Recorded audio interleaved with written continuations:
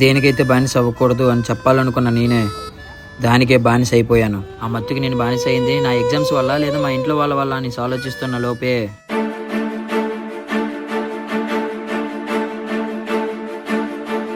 రే తమ్ము,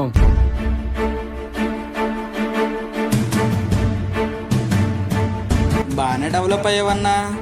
అది కాదు తమ్ము, గంజాయి తాగుతావా? గంజాయ? నేను ఇంకా సిగరెట్లోనే ఉండిపోయానన్నా. ఒక్కసారి ట్రై చేయరా.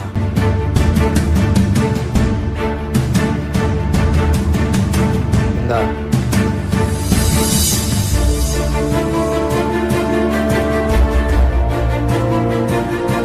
తాగు.